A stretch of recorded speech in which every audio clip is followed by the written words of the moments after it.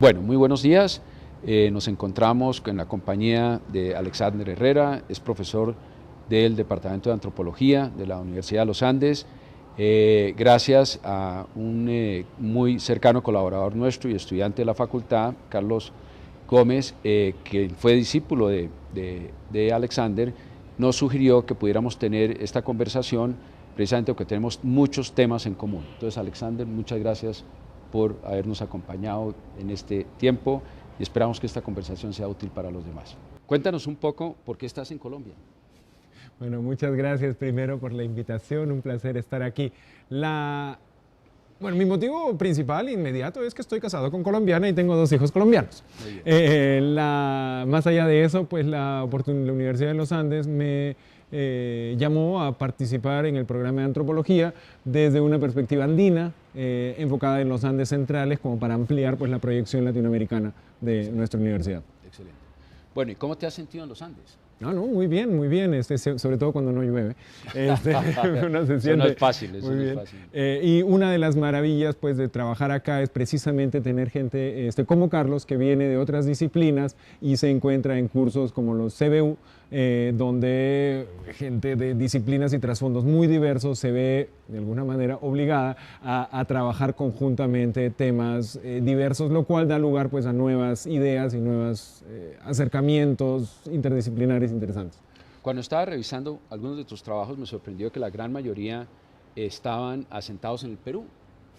Sí. Entonces dije, bueno, este es un colombiano, ¿no?, muy extraño, que siempre está trabajando en cosas del Perú. ¿Por qué no me cuentas cuál es el origen de eso? No, que sucede es que yo soy peruano, los colombianos son mis hijos, yo soy peruano de ascendencia alemana, la historia es compleja, pero el recorrido va a Lima, Londres, Berlín, Bogotá, más o menos, y el recorrido intelectual actualmente integra todos esos polos, es decir, la tradición humanista alemana, el entrenamiento arqueológico británico y pues la perspectiva enraizada en la realidad latinoamericana, tan cruda y tan diversa.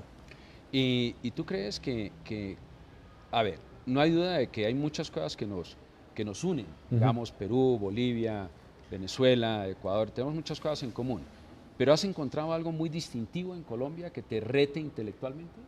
Sin duda alguna, el reto más importante de Colombia, comparado con los Andes centrales, que es la zona donde yo he trabajado, es sin duda la estructura sociopolítica del país. Como país, no quiero trivializarlo con una sola palabra, como se hace a frecuencia, y hablar de la violencia, pero los problemas de contexto, de largo aliento que ha tenido Colombia han dado lugar a una reacción muy lógica, que es mucha gente se ha puesto a pensar en torno a los conflictos y las posibles soluciones al conflicto, posibles alternativas. Hay una búsqueda, una efervescencia de búsquedas de solución que es muy interesante como clima intelectual, porque pues da lugar a probar nuevos acercamientos y nuevas ideas, tender nuevos puentes. Los economistas extranjeros que han estado aquí, Lachlan Corrie, que fue profesor nuestro durante mucho tiempo, Albert Hirschman, por ejemplo, estuvo en una misión por los años 50, uno lo que encuentra es que personas que vienen de afuera y tienen que enfrentarse con la complejidad colombiana, no importa la disciplina, ¿no?, se hallan retados y salen nuevas conceptualizaciones, inclusive salen nuevas teorías como tal. ¿Tú crees eso? ¿Tú crees que hay una realidad lo suficientemente compleja que no cabe dentro de los conceptos que estén actualmente vigentes y por lo tanto hay que desarrollar nueva teoría, hay que desarrollar nuevos conceptos para eso? Te lo pongo en otras formas, todo tu andamiaje teórico en este momento que tú traes de Londres y que traes de Berlín, etcétera, ¿sí basta para comprender la realidad a la cual tú estás enfrentando? Y vamos a tocarla ahora más tarde, pero digamos en términos generales.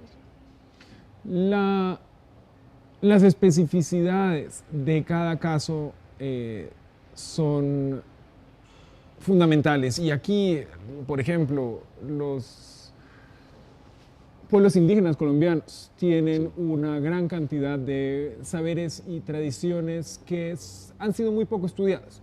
Muy poco estudiadas. Podríamos seguir algunos autores postcoloniales de decir que han sido silenciadas o marginadas.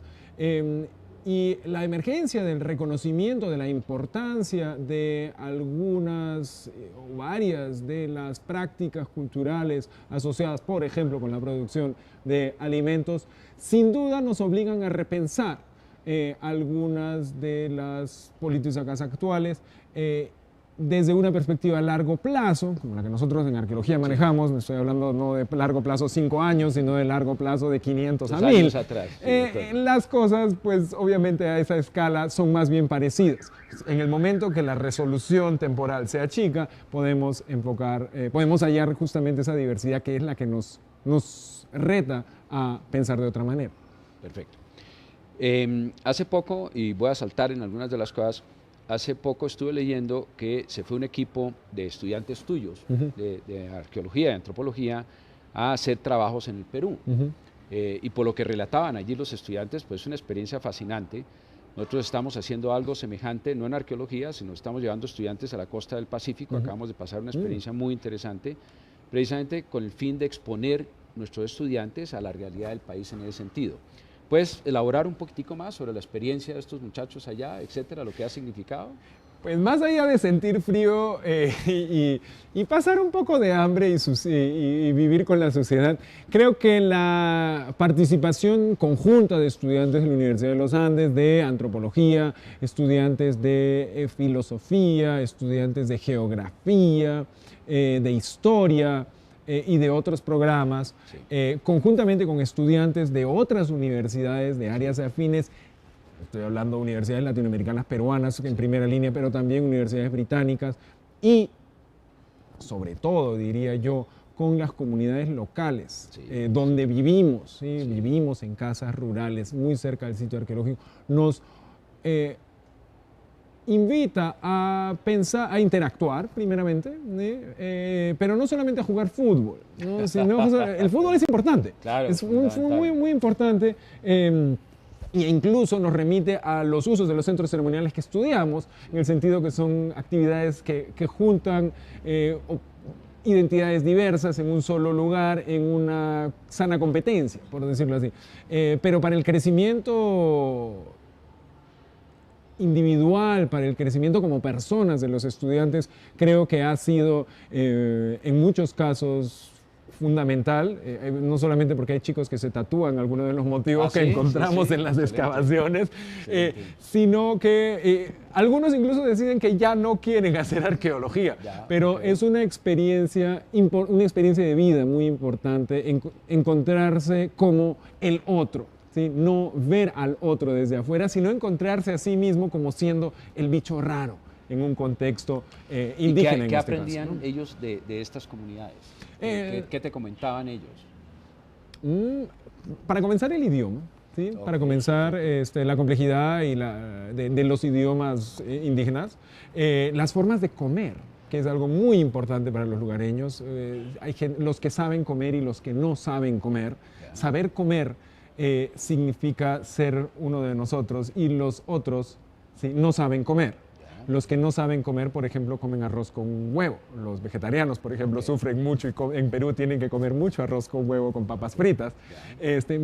La preparación de ciertas comidas y la importancia de que lo que uno come constituye la identidad. Uno es lo que come, pero no por los productos, sino por el lugar del cual viene. ¿Sí? Que no remite a la importancia del lugar, la importancia del paisaje, y sin llegar a ser esencialistas, a cómo se construye un arraigo profundo con la tierra, con el lugar, dentro de una cosmovisión indígena, que es muy distinto a ir a McDonald's o a El Corral a comerse pues una doble con queso. Pero a la vez son elementos de identidad, ¿no? Yo creo que... Sí, los uniandinos definitivamente tienen un elemento de unidad con las hamburguesas. Claro, y hoy día es un elemento de identidad. La actitud, por ejemplo, del estudiante, sea el británico, sea el peruano, sea el uniandino, respecto al otro, en donde no necesariamente va a ir a ser asesor del desarrollo, les va a resolver los problemas del agua, etc., porque esta gente sabe bastante más de eso. ¿Qué efecto tienen ellos? A ver, te hago el paréntesis. A mí me preocupa cuando nuestros estudiantes van como estudiantes de administración a Bahía Málaga o alguna de estas experiencias y se sienten que van a asesorar, me explico, que van a resolver, que les van a ayudar en su plan estratégico, etcétera, sin antes haber pasado una experiencia de, oye, yo quiero aprender de ti, ¿qué puedo aprender de ti? Yo ¿qué te puedo enseñar? Yo seguramente no te puedo enseñar nada, yo estoy en peores problemas de los que tú seguramente estás. ¿Qué sucede en eso? Tenemos dos grupos. Okay, es muy interesante que podemos distinguir claramente dos grupos dentro del heterogéneo de los estudiantes unandinos y otros. Unos que se centran más bien en el estudio técnico de el registro material. A lo que se fueron. A lo que fueron. Sí, pensar dentro de la cuadrícula. Okay, ¿sí? Pensar dentro de la cuadrícula y hacer eso muy bien, lo mejor que pueden. Y pues la verdad hemos tenido muy buenos resultados gracias a ello. Y hay otro grupo que se cuestiona quizás, que quizás son los que después no dejan la antropología, que se pregunta, bueno, ¿qué hago aquí? ¿Qué hago aquí o qué puedo hacer aquí? Cuando llegan al punto de qué puedo hacer aquí es que las cosas realmente se vuelven interesantes. Se vuelven interesantes en el sentido que comienzan a pensar, bueno, ¿cuál podría ser mi aporte? Y sobre todo mi aporte dentro de qué. El primer paso tiende a ser un acercamiento etnográfico a la realidad vivida durante la estadía de campo y a partir de ello, muchas veces meses después, comienzan a surgir ideas, bueno, reflexionando sobre esta primera experiencia, podríamos, 1, 2, 3, ¿no? Por ejemplo, tuve propuestas en torno al desarrollo de productos textiles, que comenzó nuevamente con la idea de, bueno, desarrollo, vamos a ayudarles a estas personas para mejorar su calidad de vida, etcétera, pero con la reflexión, la estudiante llegó a pensar, bueno, en realidad tengo que dar un paso atrás y comenzar a entender, bueno, cuál es el rol de los textiles, quiénes los hacen, cómo los hacen, y de allí comenzar a trabajar. Los ingenieros de una manera similar, con intención de trabajar sobre los sistemas de riego medianamente eficientes o deficientes, como uno prefiera, que hay en la actualidad en muchas partes de los Andes centrales, han estudiado los sistemas antiguos para compararlos con los sistemas actuales sin pretender trasladarlo todo. La idea, creo que desde lo que al menos le tratamos de transmitir a los chicos es la posibilidad de generar propuestas. ¿Sí? Muy bien. La capacidad política de implementarlas no está en nuestra cancha. Claro, ¿sí? claro. Nosotros pues, lo que podemos hacer es generar ideas, difundirlas y luego conversar. Y esto es muy importante y aquí es donde el diálogo intercultural es fundamental y no es casual que religiosamente, y lo digo quizás en el sentido estricto, todas las temporadas de campo empiezan con una visita a un chamán. ¿Sí? El chamán local que hace una serie de ritos, algunos más o menos agradables, algunos más o menos extraños, pero totalmente en quechua, nadie entiende una palabra de lo que dicen, pero son muy impactantes y hacen, crean la otredad necesaria para obligar a la humildad. Excelente. Mira, yo viví muchas experiencias de lo que se llamaba Opción Colombia. Era que nuestros estudiantes de distintas facultades iban a municipios del país y trabajaban allí. Y siempre que los veía regresaban muy impactados. Y creo que el conocimiento de la realidad vivida así, pues hay cosas que no lo pueden los libros, y no lo puede un buen expositor, no lo puede un buen profesor o lo que sea. Simplemente hay que estar con el otro, como dices tú, y recibir del otro toda la riqueza que él nos puede aportar en eso. Bueno, uno de los puntos que queríamos conversar contigo es el hecho de este tema de todo lo que es la producción de alimentos, cada vez de una forma más sostenible. Nos sorprende muchísimo encontrar personas en antropología, por ejemplo, en arqueología, que no solamente estén pensando en cómo se hizo eso hace 500 años, sino en 1000 años, sino que estén preocupados en el tema, por ejemplo, del desarrollo, en donde su parte semántica es fundamental. Estuve leyendo algunos de tus trabajos. Me pareció muy interesante ese deseo de que las ciencias sociales, la arqueología, la antropología, esté al servicio de aclarar estos términos cada vez mejor, de tal forma que efectivamente lleguemos a una producción ya no solamente limpia, no solamente ambientalmente responsable, sino sostenible y que incluyan a las poblaciones que hasta ahora pues en buena medida han sido excluidas, ¿no? Eso nos ha llamado mucho la atención y queríamos ver la posibilidad de tener puentes contigo, cómo podemos entusiasmar a estudiantes nuestros en tus temas, cómo puedes tú entusiasmar tus estudiantes en los temas nuestros. Cuando me dijiste que la mitad de los antropólogos con los cuales tú vienes trabajando hace muchos años, la mitad ya son administradores porque han sabido manejar equipos de 20 y 30 personas, ¿no? Que seguramente no iban a ser buenos antropólogos en un momento dado, o arqueólogos o lo que sea, y terminaron como administradores, ¿no? Pues ¿en qué podemos contribuir en ese sentido, no? La gestión de la diversidad de tareas y la diversidad de responsabilidades propias del estudio del pasado, hoy en día no basta. Okay, perfecto. Eso ya es suficiente y tenemos en varios países carreras de técnicos de excavación, carreras profesionales enfocadas solamente en administrar lo que es el registro de restos arqueológicos. Ok, y ahí un paréntesis. Con el hecho de que la carrera queda culminada por el hecho de publicar internacionalmente en revistas supremamente afamadas y todo este tipo de cosas, eso ya no da la identidad del académico como tal, solamente. No alcanza. No alcanza. No alcanza porque en el contexto, podríamos llamarlo posmoderno, por reducirlo a una palabra, las demandas sobre la construcción de discursos sobre el pasado, es decir, las demandas sobre qué historias se cuentan y cómo se cuentan estas historias han cambiado radicalmente.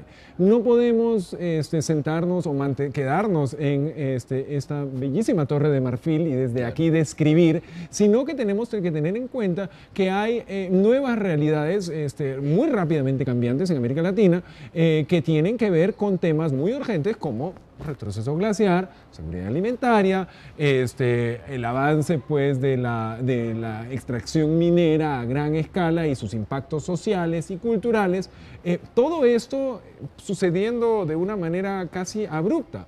En los Andes centrales, por ejemplo, no se ha estudiado el impacto de la minería a tojo abierto sobre la idea de montañas sagradas. ¿Sí? Me hablaban a mí, algunos campesinos hace algunos años, de los toros que viven en las montañas y cómo estos se alimentan de abogados, ingenieros, administradores. Claro, claro. ¿Sí? El cerro se abre y el toro bravo comienza a, por decirlo así, tomar venganza con el sonido de una banda de músicos tradicionales. Allí hay mucha tela que cortar. Nosotros, los arqueólogos, hemos encontrado que en el trabajo de campo a veces somos entendidos como monstruos, que vivimos de la historia, de la esencia ajena, una suerte de demonios extractivos, ¿sí? Es decir, desde alguna y a mí me preocupa personalmente, desde la perspectiva ética me parece que tenemos que cuestionar el rol de las ciencias sociales y de las ciencias en general si las poblaciones locales nos están viendo a nosotros como monstruos. Quizás no estamos haciendo todo bien, es decir, el primer paso es escuchar y establecer espacios para el diálogo. Excelente. Ya que tocas el tema, pues yo me imaginaba cuando estabas describiendo lo del toro, pues claro, es decir, la erosión que estamos viviendo en este país y las grandes inundaciones tiene que ver mucho precisamente por todo este trabajo de despojar completamente nuestros páramos, no solamente por minería, sino los cultivos de la droga y todo ese tipo de cosas. Entonces eso que tú describes me parece que es fundamental. Uno de tus trabajos cuestionaba el tema del turismo, ¿ok? Y tú te hacías unas reflexiones éticas sobre eso, precisamente, y si verdaderamente el arqueólogo y muchos de los antropólogos hacen el papel de idiotas útiles, excúsame que use ese término, ¿ok?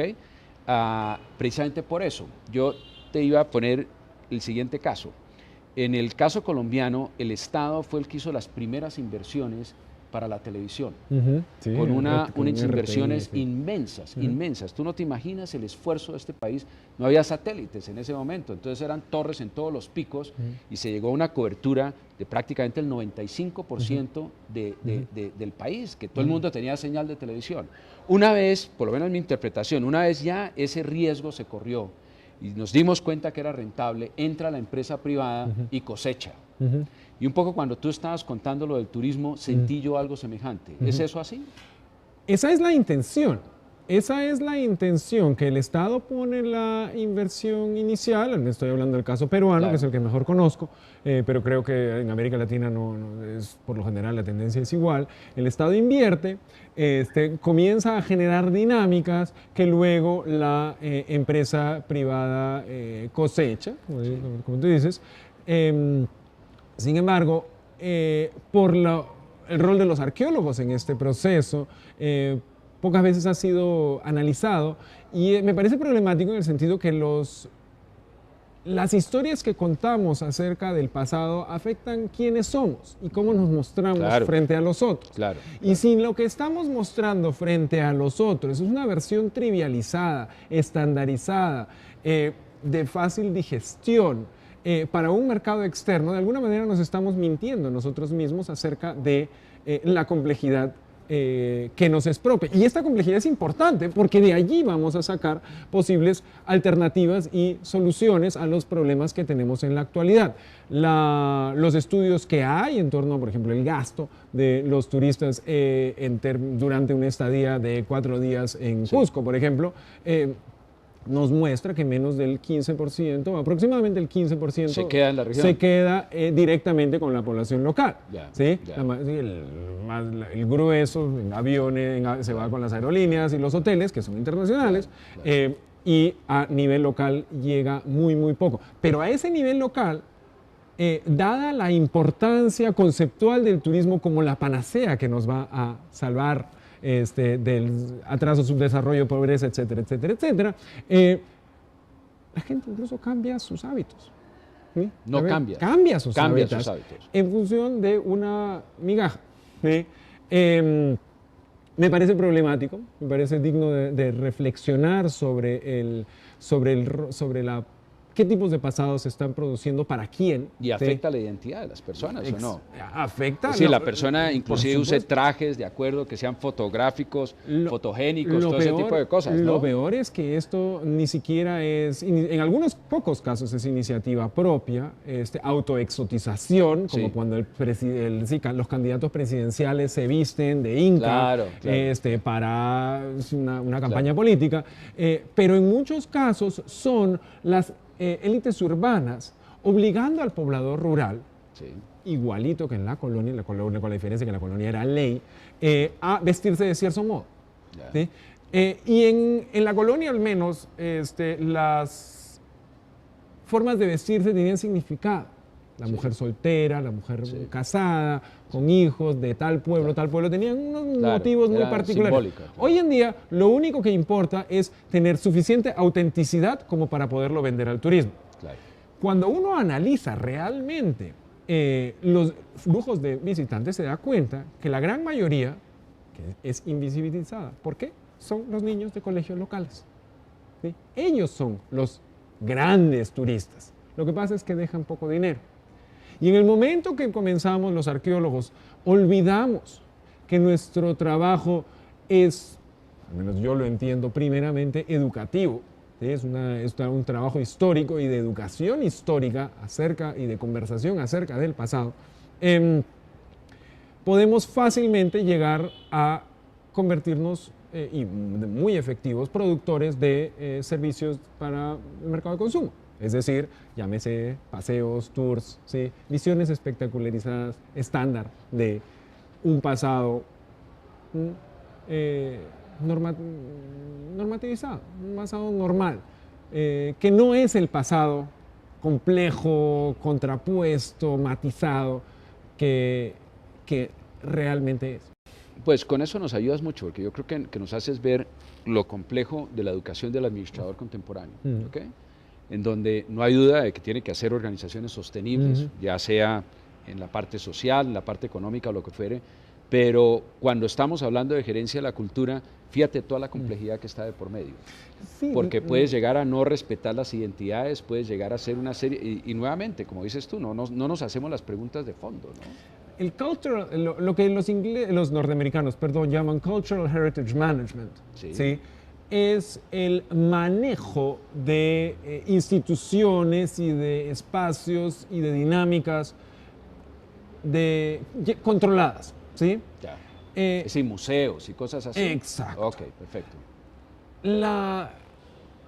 El hecho que, por ejemplo, los campesinos y las poblaciones indígenas casi nunca van a los museos, ¿sí? Sí, Ya nos indica que allí hay una desconexión sí, completa. que ojalá lleguemos a entender antes que en algún momento pues, un museo sea atacado o saqueado, ¿sí? O sea trivializado. La McDonaldización del pasado es muy efectiva en términos económicos, ¿sí? Uno puede crear museos que son muy lucrativos, con muy pocas piezas, muy bonitos, haciendo historia del arte basada en una mentira, o una serie de mentiras. Lo cual puede mantener ciertas ilusiones y uno puede vivir tranquilamente su vida con ilusiones, pero pues el ilusionismo no nos va a ayudar a entender la realidad y creo que eso es algo que necesitamos hacer, entender la complejidad de la realidad latinoamericana porque está cambiando tan rápidamente. Si no entendemos la dinámica del momento y mantenemos la ilusión de que las cosas son fáciles, los incas se acabaron, ¿sí? Los indígenas ya fueron, la modernidad es total, no. No, las cosas no son así. Si pretendemos que son así, vamos a obviar o vamos a mantener muchas lagunas en nuestro conocimiento. Bueno, ya para terminar, como buena parte de nuestros videntes van a ser nuestros estudiantes, ¿no? Entonces, en la descripción que me hiciste de tu grupo que fue ahora al Perú, mencionaste varias profesiones, pero no dijiste ningún administrador. No, todavía entonces, no estoy atrevido. bueno, entonces necesito saber si es posible eso, es decir, tú me estabas contando de que tienes que pasar una serie de pruebas, etcétera. ¿Qué tendría que hacer un estudiante nuestro de la facultad para pasar esa experiencia enriquecida? Lo general para nuestras salidas de campo más bien largas, y no soy el único, es que los estudiantes comiencen familiarizándose con el tema a través de uno de nuestros laboratorios de arqueología, bien sea arqueobotánica, que hemos trabajado ahorita con chicos de las ciencias biológicas, con el laboratorio de arqueología andina, y hemos trabajado con filósofos, con geógrafos. La mayoría han sido antropólogos, estudiantes de antropología, pero no hay ningún motivo por el cual no podamos trabajar, por ejemplo, con ingenieros hidráulicos, como no encontré aquí en los Andes, tuvieron que venir desde Francia, y administradores, claro que sí, todos podemos participar en dos maneras, o bien siguiendo la familiarización con la arqueología andina y luego pues con un primer acercamiento, una experiencia de campo en arqueología, o quizás más interesante, a partir del conocimiento y del estudio de ciertos aspectos de la arqueología y la antropología en los Andes y los problemas actuales, quizás desarrollar o sugerir proyectos propios que se puedan desarrollar en pues, las 6 a 8 semanas que llevamos adelante en el campo. Bueno, Alex, no tocamos mucho el tema de alimentos, que era una de las cosas que nos acercó, pero yo creo que hemos estado elaborando alrededor de temas que me parecen fundamentales en la educación de nuestros nuevos profesionales y como te lo mencioné anteriormente, espero que nos acompañes en uno de nuestros cursos y entusiasmes a nuestros estudiantes en estos temas con el fin de que se recupere la importancia y la complejidad de lo que han aportado nuestras poblaciones nativas en una agricultura mucho más sensata, mucho más sostenible y gracias a los trabajos que ustedes han hecho, pues podemos conocer eso hoy. Los sistemas de policultivos en rotación vinculados a sistemas hidráulicos complejos que permiten manejar en el tiempo y en el espacio docenas de cultivos a lo largo del año y sobre todo administrar la fuerza de trabajo según la disponibilidad y las necesidades. Creo que es algo que hoy día se está perdiendo la capacidad, pero precisamente por eso necesitamos estudiarla y resaltar su efectividad, su resiliencia, no cabe duda de su resiliencia, pero todavía tiene, desafortunadamente, nuestra propia historia tiene un estigma de atraso, incluso de atrasado, algo que ya quedó atrás en el pasado, pese a que creo que frente a retos como el retroceso glaciar vamos a estar necesitando saber. Consultar a los que vivían en esas épocas, ¿no? Exacto. Oye, Alexander, si bien entendí uno de tus textos, tú mencionabas algo que me pareció importante, y era el hecho de que lo que conocemos de los incas, que son básicamente los monumentos, etcétera, no es tan importante como la organización del trabajo. Tú estabas mencionando que investigaciones más recientes han documentado que lo fantástico de ellos fue la organización del trabajo y la coordinación, distintos pisos térmicos de la producción y ese gobierno. Eso me llamó mucho la atención, te lo digo que no tenía ni idea de eso. Sí, es precisamente la ecología de los Andes centrales la que obliga a tener mesas con varias patas, ¿sí?